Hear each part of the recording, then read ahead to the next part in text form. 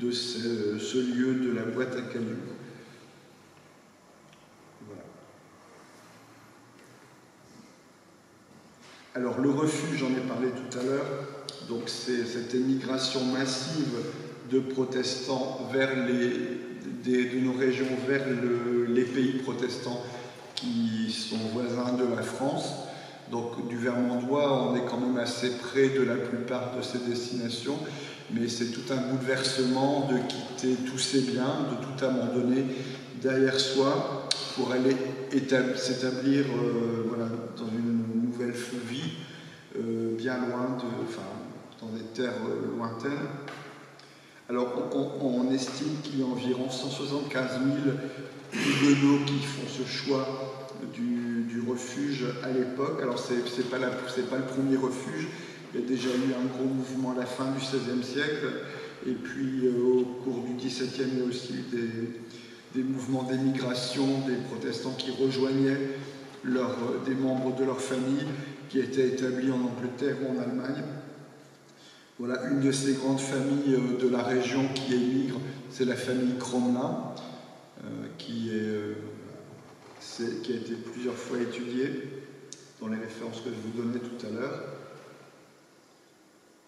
Et il y a une histoire qui est assez singulière, c'est celle du village de Friedrichsdorf, qui est en Rhénanie et qui est un village où l'on parlait encore picard au début du XXe siècle, puisque la plupart des habitants de Friedrichsdorf étaient des descendants de huguenots picards. Donc ils ont donné le nom de village de Frédéric en hommage à l'empereur Frédéric qui les avait accueillis sur sa terre. Ça, c'est une représentation de l'église huguenote du village, qui est la seule église, je crois, du village. Et voilà, on y parlait encore picard. Il y a même un lexique du picard de Friedrichsdorf qui existe.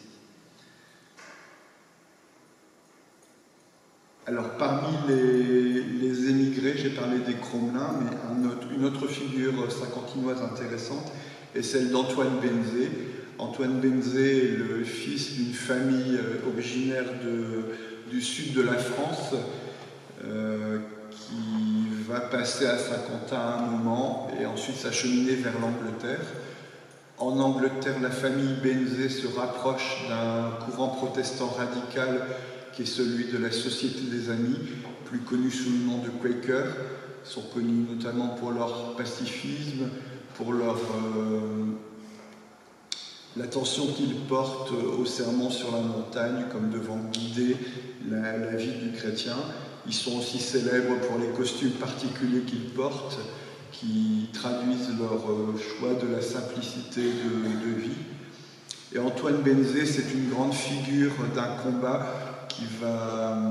que ces communautés pacifiques vont engager tout au long du XVIIIe siècle contre l'esclavage. Donc en 1755, ils fondent une école pour les enfants de couleur et en 1775, ils fondent une première société anti-esclavagiste aux États-Unis et il va avoir de cesse de convaincre les quelques propriétaires Quakers qui ont encore des esclaves d'abandonner l'esclavage définitivement et d'affranchir leurs esclaves. Donc il est ici représenté en pédagogue.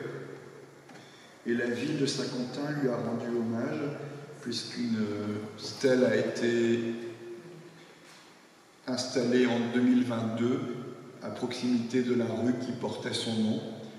Donc c'est une figure très intéressante de l'histoire des droits de l'homme, et un protestant saint-quentinois méconnu.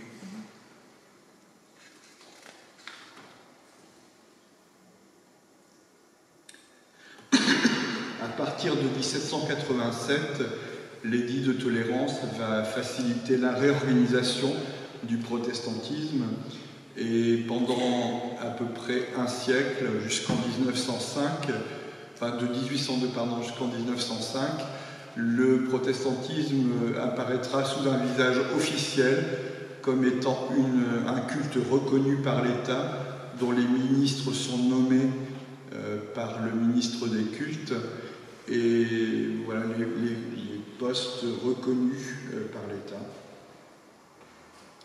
Donc c'est Cour de Gébelin qui va réorganiser Antoine Cour de Gébelin qui va réorganiser le protestantisme à partir de 1802, notamment à partir des données statistiques que lui fournit le pasteur Jean de Vimes, qui est à l'époque un des seuls pasteurs qui couvre toute la région actuelle des Hauts-de-France. Et 3 églises vont être réorganisées sur le département de l'Aisne. La première, c'est l'église d'Argicourt, à proximité de Saint-Quentin. La seconde, l'église de Lemay, qui est en Thiérache, aussi au nord de Saint-Quentin. Et la troisième, à Monod, à proximité de Château-Thierry. Voilà. Alors, ce sont 3 églises rurales.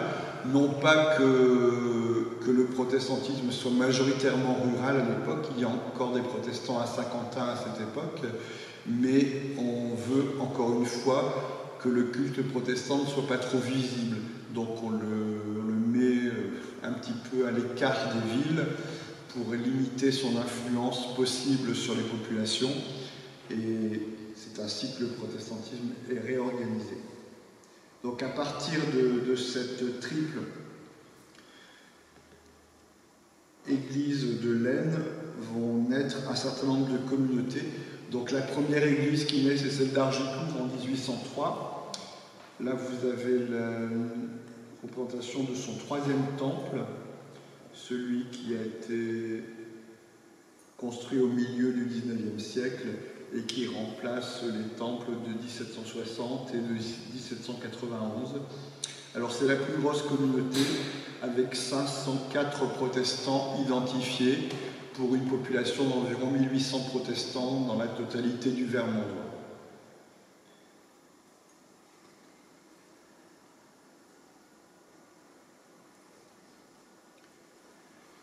Alors deuxième grande étape dans ce 19e siècle, qui est un siècle important, vraiment déterminant pour l'histoire du protestantisme dans la région, c'est le réveil que je fais commencer en 1828, c'est-à-dire avec la fondation de la paroisse de Saint-Quentin, la reconnaissance officielle par l'État de ce poste de Saint-Quentin, qui se voit attribuer un pasteur. Alors voilà le petit tableau qui représente comment, à partir de la communauté d'Argicourt et de celle de Lemay, vont se constituer au fil du 19e un certain nombre de paroisses.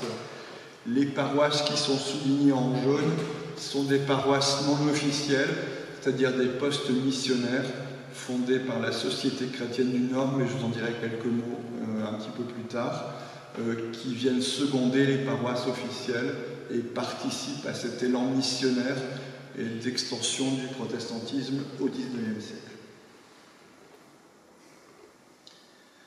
Donc les protestants de Saint-Quentin commencent par se réunir au Palais de Fervaques, qui est juste à côté d'ici. On est dans le même secteur.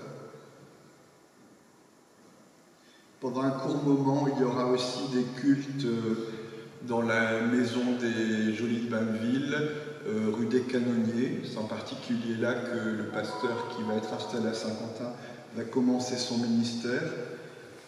Alors ce pasteur, c'est Billy Monod, William Monod, donc un des célèbres frères Monod, la grande dynastie de pasteurs protestants, frère d'Adolphe et frère de Frédéric Monod.